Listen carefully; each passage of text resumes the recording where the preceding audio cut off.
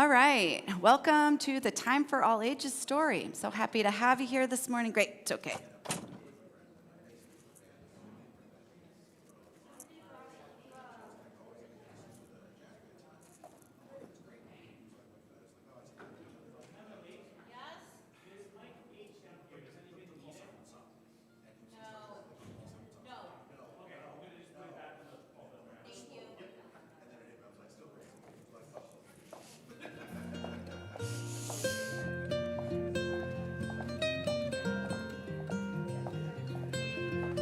Good morning, good morning. Good morning.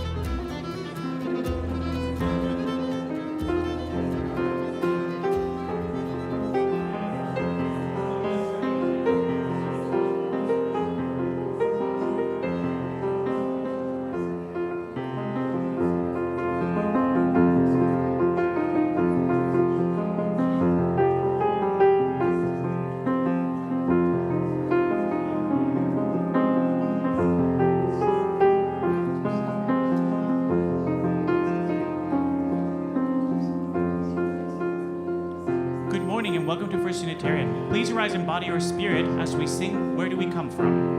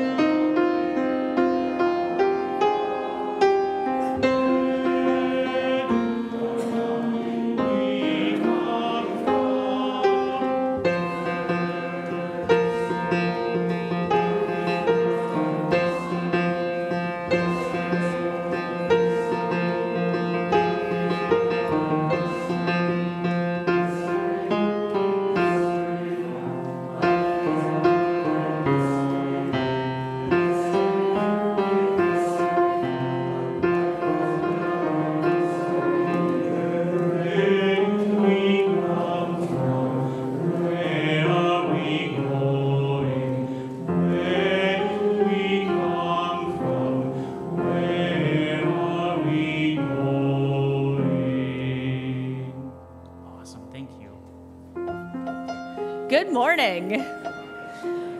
Welcome to First Unitarian Church of Rochester. Some of you sounded really chipper in that good morning, and some of you sounded like you were partying last night at our capital campaign kickoff event.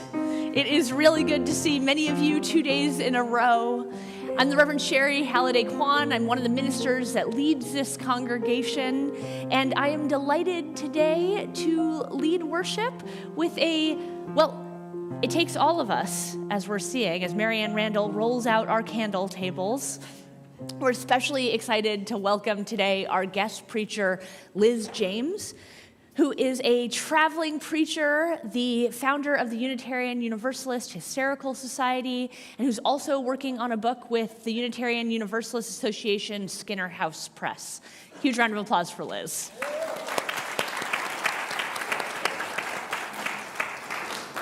Leading worship, we also have Amanda and Chris and Pablo and our ukulele orchestra with a couple of new members today, so let's really root for them. We've got our AV tech deck and all of you. It's not Sunday morning without you. And really, as a church, we are not 1 hour in one place on Sunday. We are a people with a purpose. And it is our mission that through spiritual connection in community, we listen deeply to others and ourselves. We open to wonder and transformation, and we serve together with love and humility. If you're new or newish here, I invite you to stop by the welcome desk, which we're going through a little bit of a sign change right now, but it's a desk right outside these doors to help you connect, or stay afterwards for our Inquirer series. We invite everyone to stay afterwards in small groups. We do a huge variety of things in our time called Connections, but each and every week we have something special for newcomers. And today we're doing an intro to U history and values. If you were one of the people who wasn't also doing church on Saturday night, which is totally fine, I just want you to know our capital campaign, Building for Tomorrow, has gotten off to an amazing start. There have been 84 visits so far, and thus far we have raised, for the mission of this congregation, $3,551,897.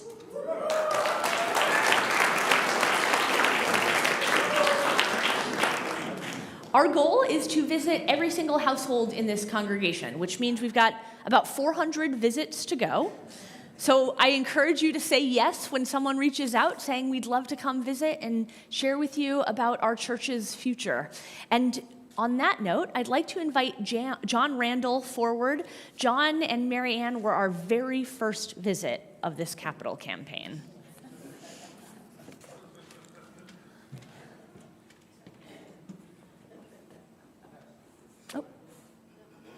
Yes, there we are. Good morning. Morning. My name is John Randall. I have been a member since 2021. Besides attending services regularly, I have participated in the school partnership program, the environmental justice ministry, religious education, and I have contributed to our musical offerings. I have formed deep friendships and continue to be inspired by them. I have been challenged to explore and recognize the divisive messages I have absorbed from our culture. Upon learning that our building is in need of some significant upgrades, I started asking questions. Does it make sense to move? Can we use this opportunity to lower our emissions and become more sustainable? I learned more about the history of our building and its architect, Louis Kahn, as well as the approach that the design team is taking. Since my wife, Mary Ann, is a co-chair of the Capital Campaign, we were the first household visited by Reverend Cherry and Rob Carter, our consultant.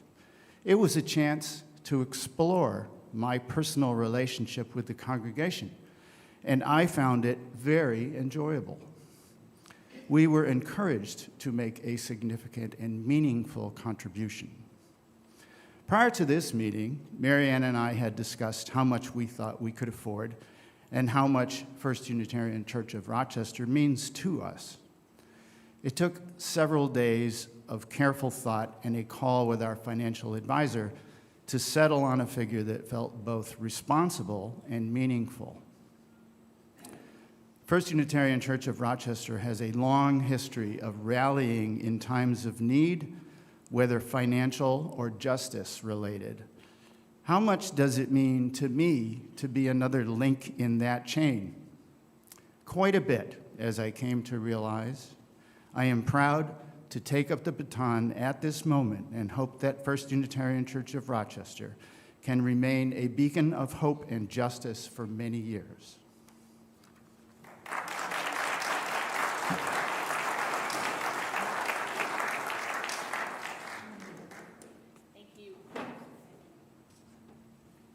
Thank you, John. As we return to service, return to our gathering on Sunday morning, if you came to church today because you are worried about yourself or someone else, and you just want to connect with someone today, not in a small group, but one-on-one, I invite you to connect with Ginny, who's a member of our pastoral care team, who's there in the back. She'll be there all service and through connection. And if you're joining us online, let us know in the chat, and someone will reach out to you. And if you were coming to church today because you did not want to miss the annual sex sermon, well, you're in the right place. Each year, we take up the broad topic of sex, and we take a slice of it, because sex is complicated. And our children and youth, well, they do our whole lives, our comprehensive sexuality education program around this time. And as adults, we don't want to be left out. So we talk about pleasure or communication, or today we'll talk about polyamory, relationship structures that allow for, that encourage, facilitate, and open to multiple loving relationships between adults. It's going to be a great Sunday, and I encourage you to be open-hearted, to settle into your seat as we prepare to light our chalice, and and take a few comfortable breaths with me.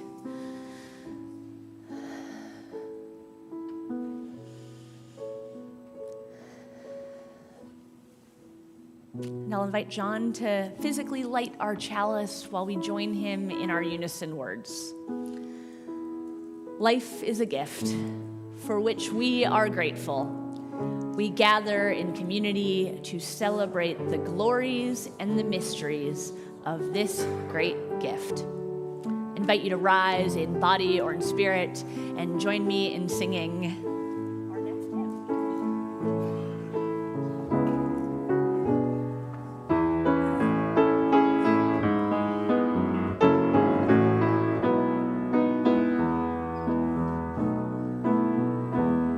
We've done this one a couple of times. If you feel like you know the verse, please join in. Otherwise, coming in the chorus is just great. The promise of the Spirit, faith, hope, and love abide, and so every soul is blessed and made whole. The truth of our hearts is our guide. We are answering the call of love. Hands joined together as hearts beat as one. Emboldened by faith, we dare to proclaim we are answering the call of love. Before we go into the second verse, let's try the chorus one more time. We are answering the call of love. Hands joined together as hearts beat as one. Emboldened by faith, we dare to proclaim we are answering the call of love.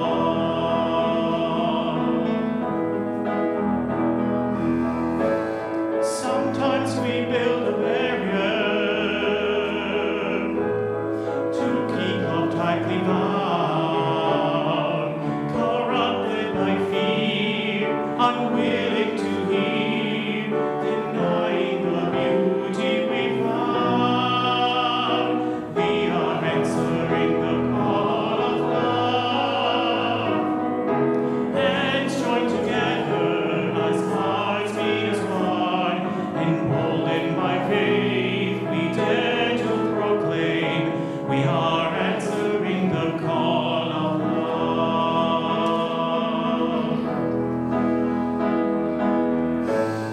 A bright new day is dawning, when love will not divide. Reflections of grace, an ever embrace, fulfilling the vision divine. We are answering the call of love. Hands joined together as hearts beat as one. Emboldened by faith, we dare to proclaim we are answering the call of love. So, I hear some clapping starting, so let's try it with it. Chorus, 1, 2, 3. We are answering the call of love. Hands joined together as hearts beat as one. Emboldened by faith, we dare to proclaim we are answering the call of love. We are answering the call of love. Awesome, thank you.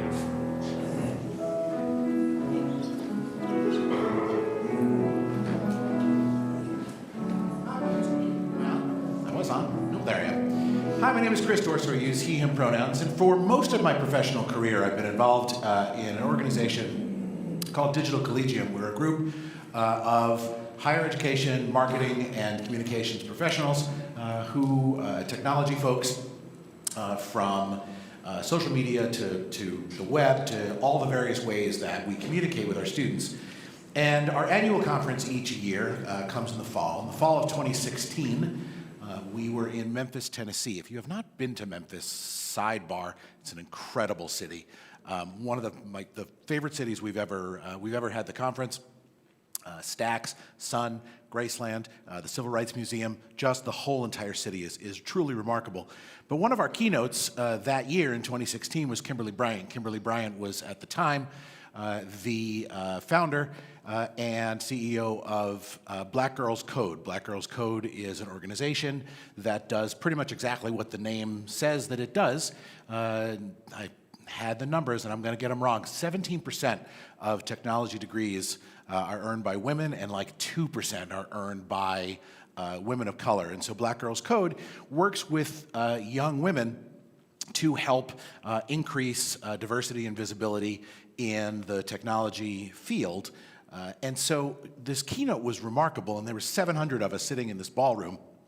And when you're in your own sort of space, it's very easy to get lost and say, like, what can I possibly do to help? Like, what can I do as a professional? What can I do as a human being? And so I got out my phone, and I went to the Black Girls Code website, and I went to their little Donate Now button, and I dropped $16 in the kitty in honor of the 2016 conference. And then, like any social media professional, I tweeted about it, back when Twitter was cool. And so I tweeted, a hashtag with the conference, because this was such a moving keynote. And so I noticed that I put my phone down, and I'm getting all of these. My phone is just buzzing. It's going bananas. And I look up, and slowly but surely, all of my friends and colleagues around me saw my tweet, because we were on our phones. It's what we do. And everybody did the same thing. It wasn't planned. It wasn't a, hey, don't forget, everybody get out your phones now and donate and scan the QR code and whatever. It was just a thing I did because I wanted to do my piece. And I thought this was a really easy way for me to do my piece, even if it just made a very, very small impact. And that, friends, is why we come to church, because we all do our little tiny piece. And if we do our little tiny piece well, and we're not afraid to talk about it, then it inspires other people to do their pieces as well. And that's how change happens. That's how we get to where we need to be. And so I'm very excited that you're all here to be with us this morning. Take a minute, if you would now, as we prepare for our Time for All Ages, to greet your neighbor. If you have not had an opportunity yet, do so. Make a friend. And then this way here, later on, when it gets to the donate part, it's easier to convince them.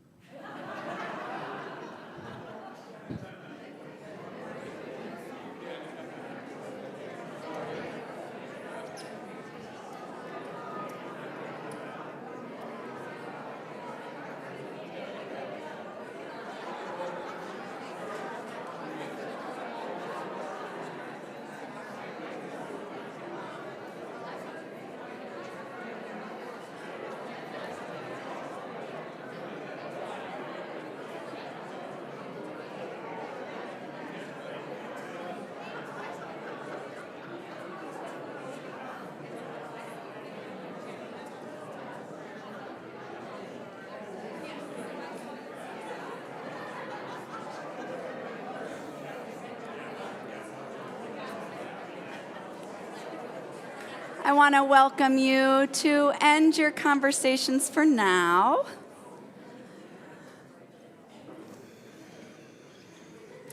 My name's Amanda Graff, and I'm the Director of Religious Education here at First Unitarian Rochester. Our story today is by an author named Linda Sarah. It's called Big Friends. So, has anybody ever had a really good friend? Maybe even a best friend. I saw a hand up back there. Yeah. Who wanted to be friends with someone else? Yeah. Yeah. So, Bert and Etho were best friends. They did everything together. But their favorite thing to do was get 2 big cardboard boxes and drag them up Sudden Hill. And up on the top of Sudden Hill, they would play in the boxes, pretend they were castles for kings or boats for pirates. Sometimes they would just sit and watch the clouds or bugs crawl across the grass. They loved to be boisterous and loud together, and they also loved to be quiet and gentle. So, give me a moment. Telling a story is a process.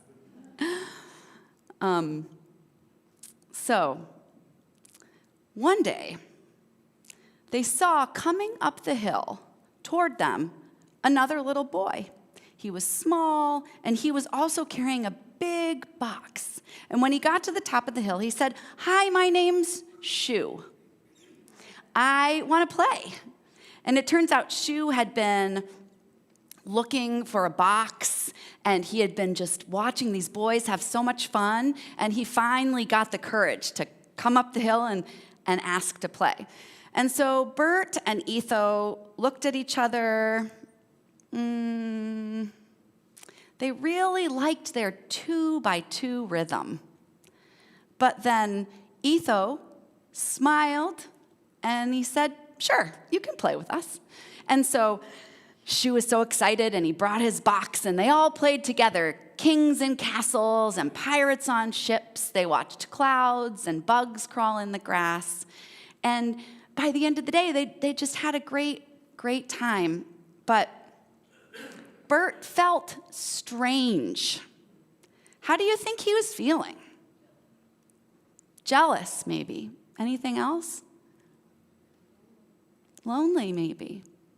So that night, Bert went home, and he brought his box, and then he just started to get mad. And he jumped on the box, and he started tearing it into pieces until it was just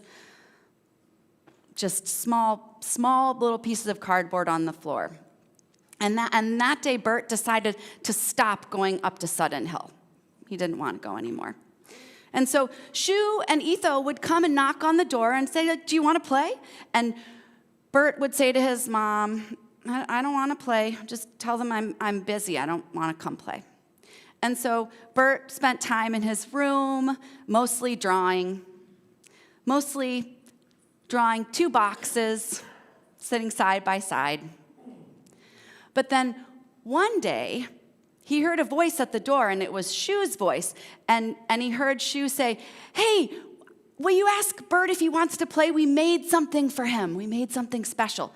And so Bert came out of his room, and he opened the blinds of the curtain. He looked outside, and he saw the most incredible thing. It wasn't just 2 boxes. It was like 5 or 6 or 7 or 8 boxes. They'd all been glued together or taped together in this big, giant box, monster dragon creation. Had flags flying from it and ribbons, and it was painted. And the most incredible thing, it was on 4 wheels. You could move it.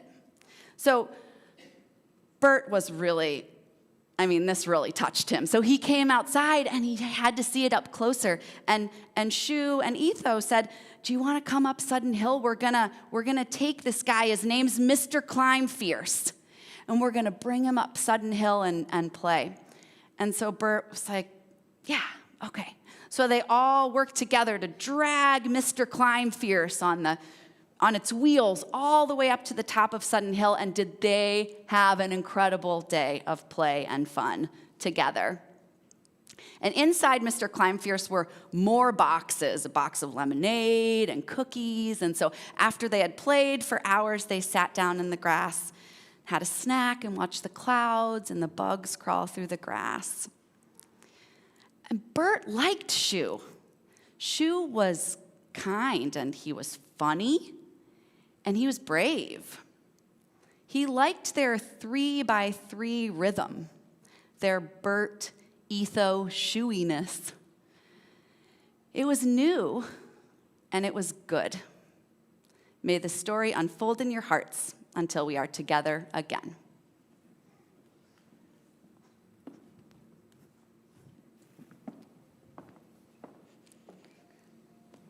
So I'm going to let you in on a little secret.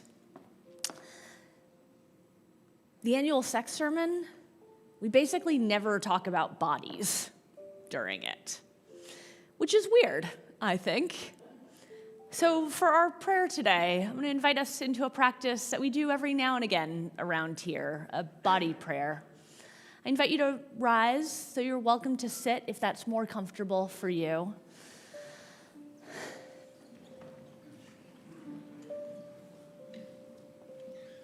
And we'll do this 3 times.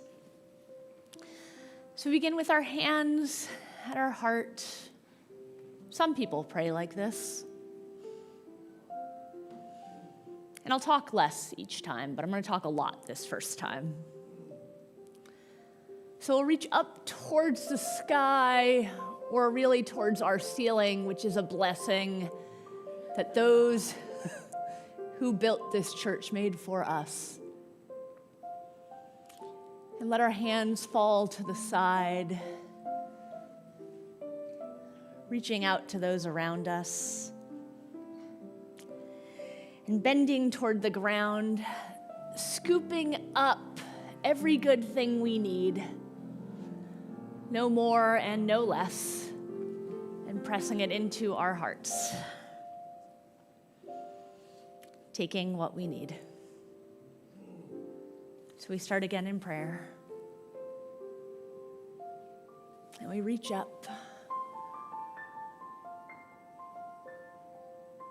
and we reach out, and we bend and gather and receive.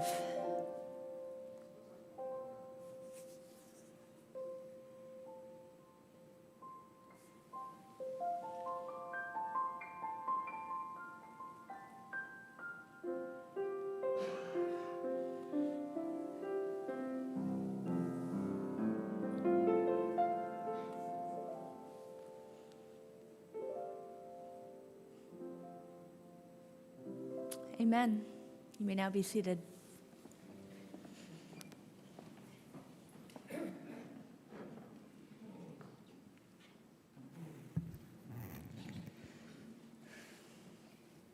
Having prayed with our bodies, I invite you to settle into your seats. Find comfort and sturdiness, the earth holding you. And I invite you to join me in a minute of silence.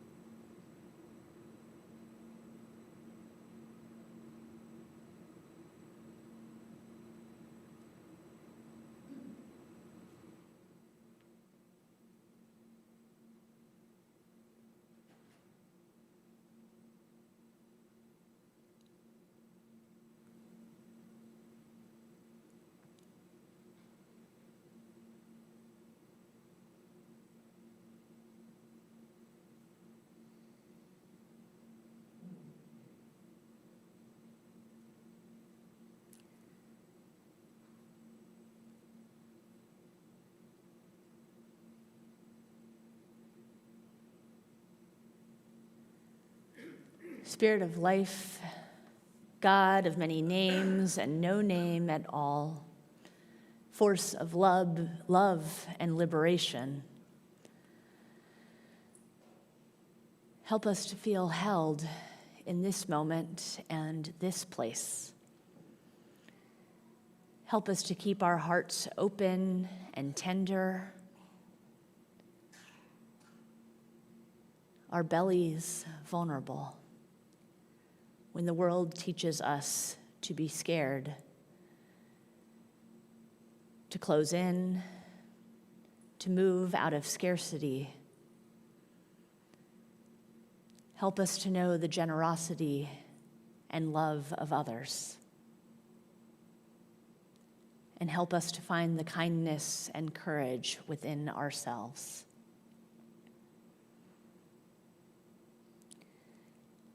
As we bring to mind someone in our lives whom we would like to surround with loving care,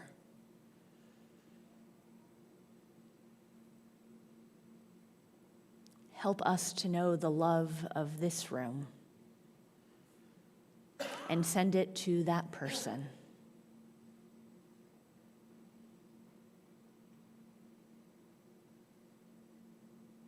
May they feel the strength and compassion of this gathering. May all those who are dealing with state violence, with fear of the unknown and the future, loneliness and grief and addiction,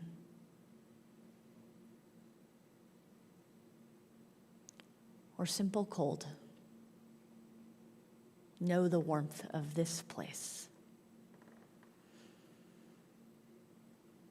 May all of us who are feeling joy, who are feeling generosity, who are feeling abundance,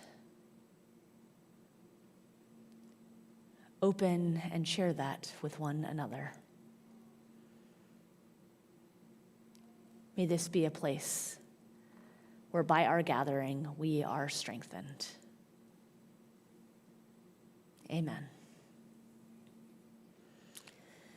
We use our bodies once again in this gathering we call worship in our ritual of community care, either by typing into the chat or coming forward to light a candle, or simply by sitting in our seat, bearing witness to one another. We offer the witness of a community and a love that is larger than any of us. And I ask each of you to bring to mind something in your life, something that brings you grief, a place where you are growing, or something for which you feel gratitude right now. For the overachievers among us, and I know there are some of you, I invite you to name one of each of those categories.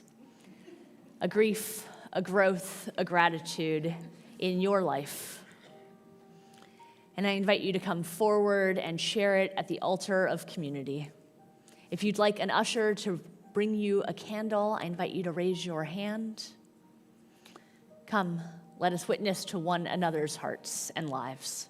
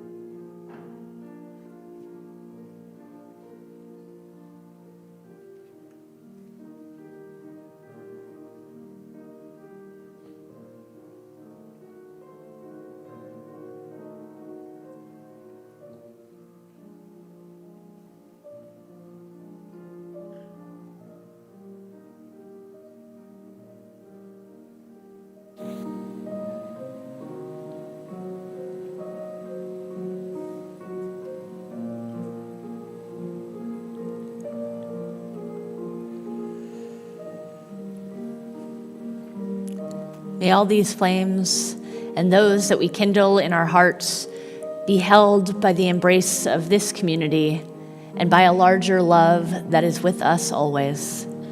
Amen, and blessed be.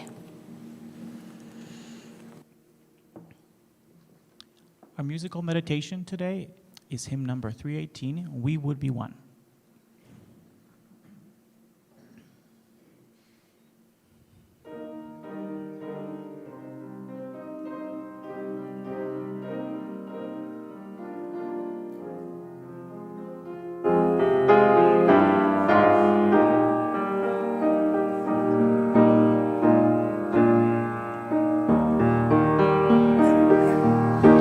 We would be one, as now we join in singing our hymn of love to pledge ourselves anew to that high cause of greater understanding of who we are and what in us is true.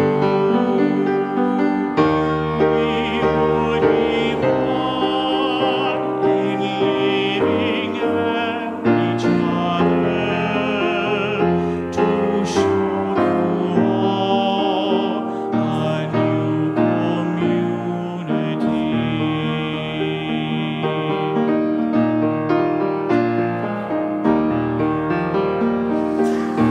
We would be one in building for tomorrow, a noble world that we have known today. We would be one in searching for that meaning which binds our hearts and points us on our way.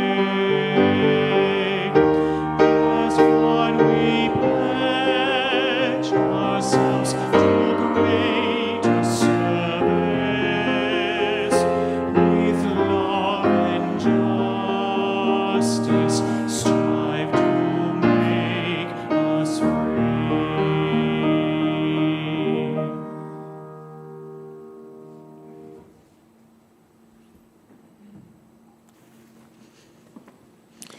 Each week, members and friends give generously to support our congregation, our work and witness, as well as that of a partner organization. And this month, we try to give to Black-run organizations because it's Black History Month. And I'm wearing today a shirt with a quote from Harriet Tubman. It's a Black history shirt, if you will, but reading it, it feels like words we need to hear right now.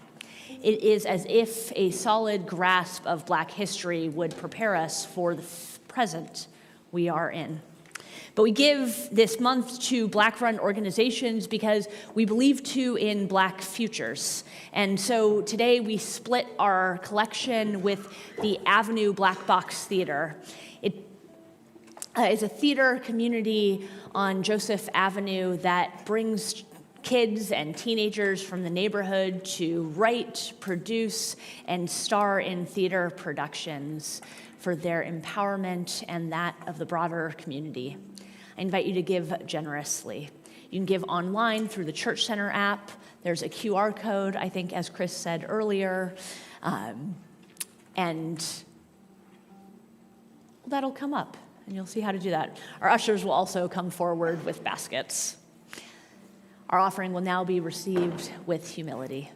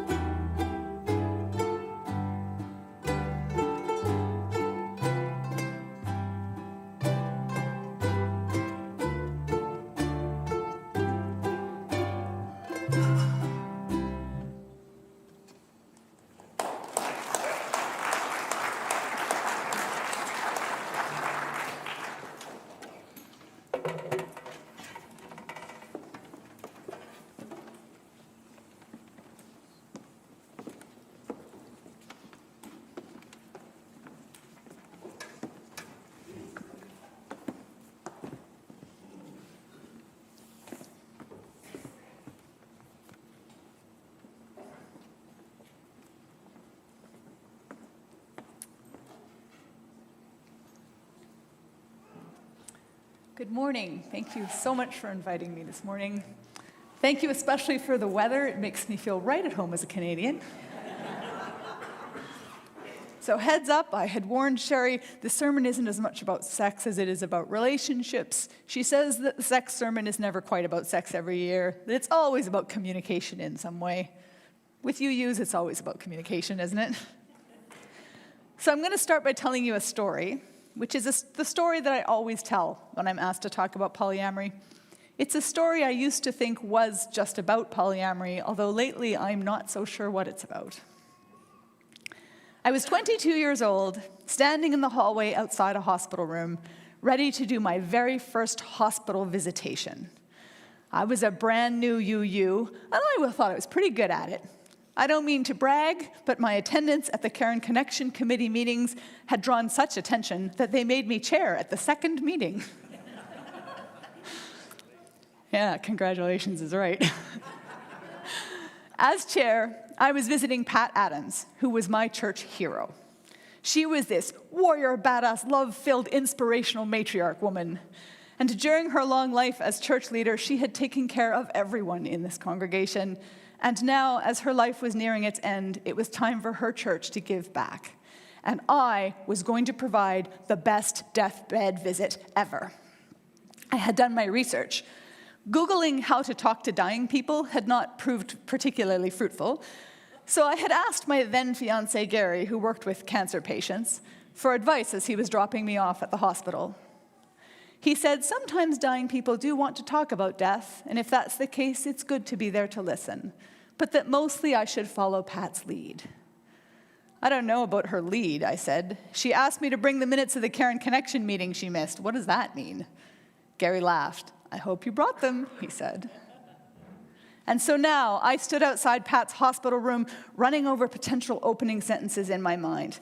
Maybe casual and funny, a story about how hard it was to find the room, or spiritual and calm, a traditional opening like, how are you? But with deep emphasis like, how are you? Do you want some lunch? Pat called out to me, interrupting my deliberations. She was peeking around the curtain and waving me in. I stumbled into her room, perched on the visitor's chair, and looked at the meal tray she was pointing to. A lone aluminum can sat on the tray, and she was smirking at it. What is that? I asked. Ensure, she said. You can have it. She wrinkled her nose. I finally dropped a few pounds, and they don't like it, so they're feeding me this. What kind of idiot tries to fatten someone up with liquid meal replacement? Ask your cancer doctor fiancé if they've ever heard of cheesecake. I could run out and get you, I began to offer, but Pat just laughed. I'm not hungry, she said. Cancer keeps you from feeling hungry sometimes. I held my eyes carefully still so they wouldn't widen when she said the word cancer. This was the lead-in I had thought might appear, and I was going to provide her with a safe space. Do you want to talk about death? I offered, with casual sincerity. Not really, she said. I was not sure how to respond to not really. I didn't have other prepared topics. And the only two things I could come up with on the fly were, what are the tubes and needles for? And I also like cheesecake. Neither of these seemed like deathbed talk. Fortunately, it turned out that Pat was more than capable of coming up with things to talk about. How's the Karen Connection meeting going? She asked. We went a bit off topic, I said. We do that, Pat said, laughing. At the time, I thought she meant my congregation, but I would later learn she meant the whole religion. The trick isn't how you set up the agenda, Pat told me. Let's go over it together for the next meeting. And we were off, with me drinking it all up and completely forgetting to be supportive of Pat's journey into her final good night of the soul.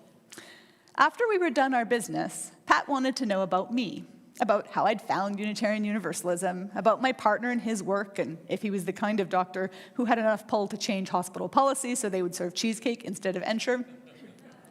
She wanted to know about the boys, how old they were, what they liked in school, what they thought of church so far. And she wanted to know about the wedding, the dress shopping, and the flowers. And how are the plans for the ceremony itself going? She asked eagerly. I looked down, suddenly embarrassed. Surely Pat was going to judge us. Gary, Maureen, and I were in an unusual situation. Maureen and Gary were still married, and there was no plan to change this. Maureen's mental illness had left her permanently institutionalized. I had begun as nanny to the family years ago, and Gary and I's relationship had become something more. This had happened with Maureen's knowledge and blessing. She didn't want Gary to be lonely, and I was the stepmother she wanted for her children. Her mental health meant she was convinced that a divorce would mean she would go to hell, and a divorce would have been a lie. Maureen was a part of the whole family still. We phoned, we visited, we kept what connection her health would allow. She didn't live in the home, but not being able to live together doesn't make two people unmarried. Plenty of couples are forced into separate homes by health challenges. So we had decided there would be two wives. This seemed to us like the only loving option. Pat would have known at least some of this already. We weren't hiding it, but this was our first direct conversation about it. I stuttered awkwardly through my explanation with flushed cheeks.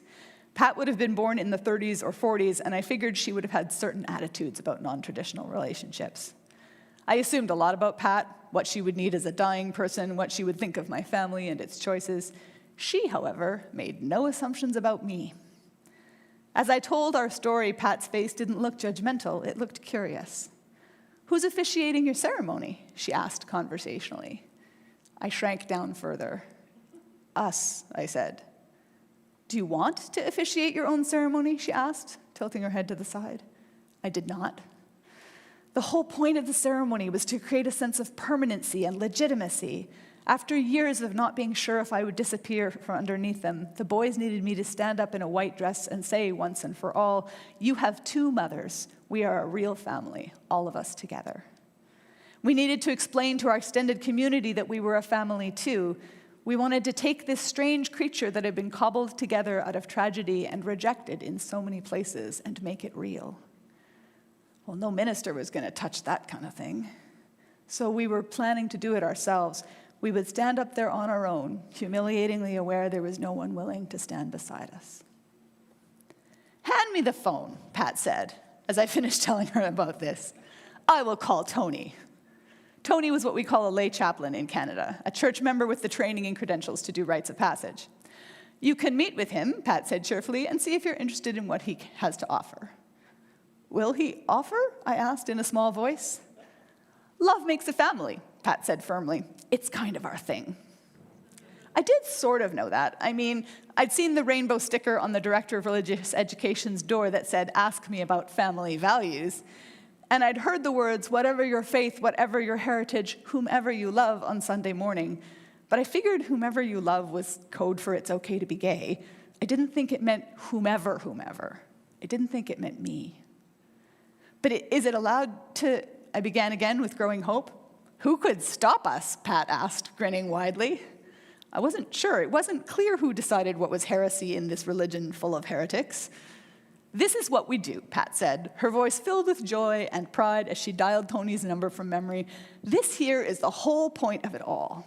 As she said this, she waved a hand in my direction in a sweeping gesture, rattling all the needles and tubes. I thought she was gesturing to us and our little ceremony. It was later that I would learn how much more she was talking about. All the families, the traditional ones and the unusual ones and all the ones in between. The ones with or without kids, with or without partners. The ones made out of knitting clubs and the networks of friendships formed in gay bars. It was a hand sweep that gestured not just to families, but to all the ways we connect. These connections, every last one of them, are the point of it all the things that love makes. Tony did, in the end, officiate our ceremony. In doing so, he broke the law. It's not illegal to be polyamorous in Canada. Polyamory is the term for a romantic constellation involving more than two people. But the ceremony itself was a criminal offense at the time it happened. This is the part where I usually talk a bit about the challenges and discrimination that polyamorous people and family face to convince people that it's not easy for us out there. There are compelling statistics and case studies, and some of them are pretty awful. And if it's all the same for you, I'm going to skip a lot of that, because we've had enough awful lately. I suspect you're already on board anyway with the idea that polyamorous people face discrimination. Why else would so many of us be in the closet? The closet kind of distorts the picture. Polyamorous relationships are present in similar numbers to same-sex partnerships in society, maybe a bit more actually, depending on how you measure these things. Yet many people would say they don't know any poly people. Just like 40 years ago, many people would have said they didn't know any gay people. They may have told you that picturing a relationship with both people of the same gender, how would it even work? It's the same with poly people. Misperceptions and just general confusion exist because so many people are still in the closet. And it will be the same cure eventually. A few lucky people are able to come out of the closet, perceptions shift a bit, and a few more people kind of come out, yada yada, eventually we get to equal rights.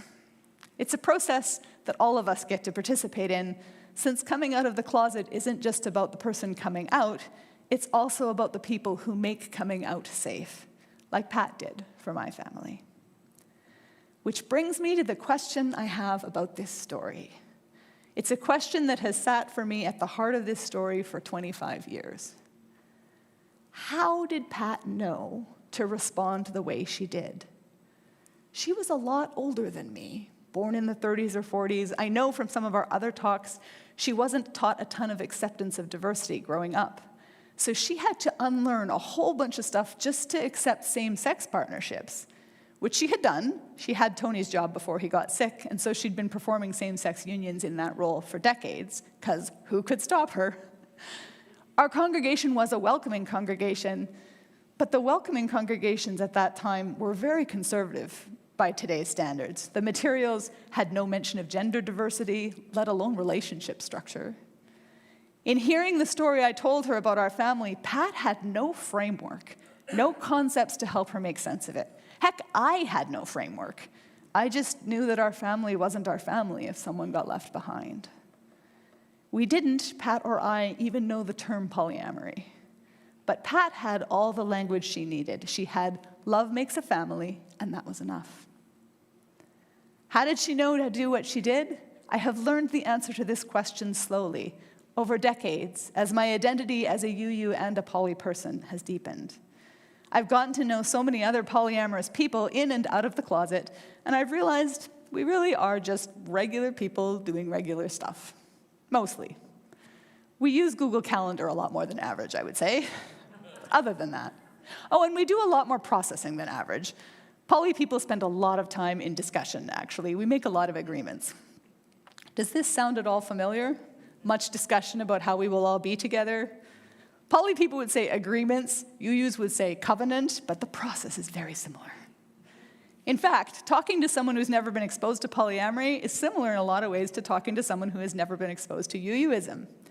People will ask, how do you make relationships work without monogamy holding it together? In the exact same way people ask, how do you make church work without shared beliefs about God holding it together? And the answer is the same for both. We believe it doesn't have to be done the same way it's always been done. We figure out our core values and we proceed guided by those values. And we talk a lot. And we make agreements. And shockingly, it works most of the time. And when it doesn't, we revisit it and tweak. Pat may not have known about polyamory specifically, but I bet the story I told her about our family figuring out how to be together felt UU to her in a lot of ways. In my early years as a UU, I learned at church that it was okay to question what I had been taught about God and morality, and that I should figure out for myself about my values and beliefs and how I was going to live them. The tools I used to think that way about my spiritual journey, I found were the exact same as the tools I used to think about relationship structures. It's very similar. Be aware of what you've been taught. Figure out what your values are and ground your decisions in those values. Be intentional. Be honest. Listen deeply to one another and to yourself. Understand that the same tools that lead you to one place are going to lead someone else to a very different place, and that's fine. We don't have to think alike to love alike, as the saying goes. But we don't actually have to love alike either. We just need to love. It's a very similar set of values. Love makes a family, even if the shape is a bit unusual. Love makes a church, even if the shape is a bit unusual. We support each other on the journey, even when the journey gets a bit weird. And that act of supporting each other as we figure out who we are is a very UU practice. Ask me about family values, said the sticker on the RE classroom door, and if you ask me about family values, I will tell you about Pat. how as matriarch she set the tone for my family's life in our congregation, how she arranged and attended a ceremony that made it clear to everyone that our family was to be accepted unconditionally. If you ask me about family values, I will tell you about the cumulative impact of years of being loved and accepted by your faith community. I will tell you about the impact on my children of having a place where all three of their parents were welcomed without qualification. If you ask me about family values, I will tell you about Pat, and this story that I used to think about was about polyamory, but I now understand is actually about me learning how to be a Unitarian Universalist from her. I didn't learn it in newcomer classes. I come from a small congregation. We didn't actually have newcomer classes. And I don't even remember the membership ceremony or when I signed the book. What I remember from being a new UU is Pat, laying in that hospital bed, tubes running in and out, gesturing for the phone to call Tony, looking for all the world like a cross between a spaceman, a church lady, and a mob boss, and looking not remotely like the dying old lady I had planned to visit. In her final days, Pat did more than protect our family by virtue of her blessing. She also taught me how to be a Unitarian Universalist. She taught me the value of centering love and staying curious. She modeled how to engage without making assumptions. And when I made assumptions about her, based on her being an older lady and a dying one, she modeled how to ignore the assumptions of others and do what you were going to do anyways. In my very first UU service, they said, "Whomever you love," and they meant it. And we mean it. And I don't know about you, but for me, that's the reason I come to church. I invite you to rise in body or spirit and join in our closing hymn, How Could Anyone?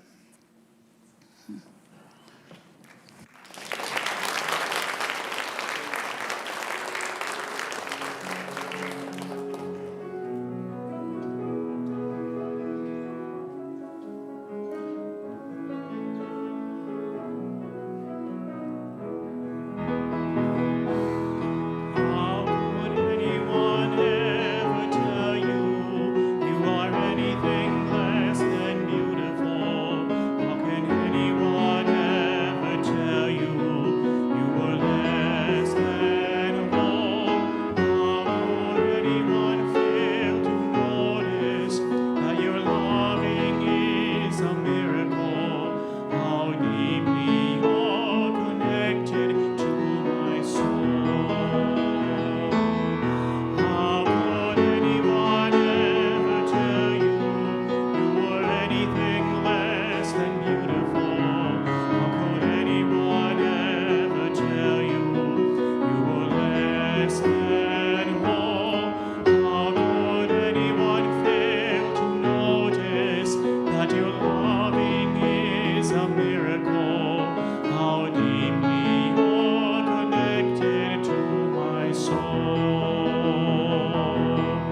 How deeply you're connected to my soul.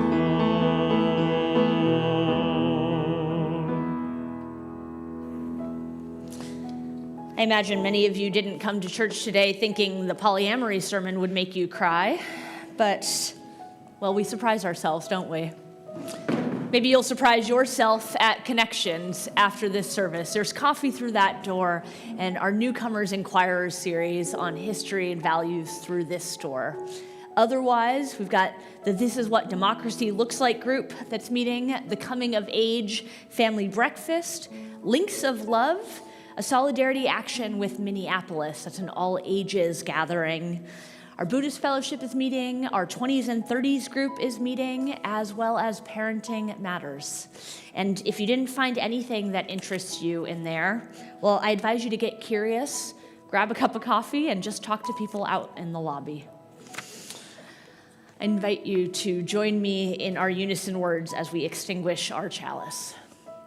We extinguish this flame, but not the light of truth, the warmth of community, or the fire of commitment. These we carry in our hearts until we are together again. Friends, there are days when the world feels like a battleground. Let us go out into it today, remembering it is also an adventure, A place filled now as much as ever with chances to be the wind at someone else's back on their journey. A place filled now as much as ever with the things that love makes. Let us be one of those things.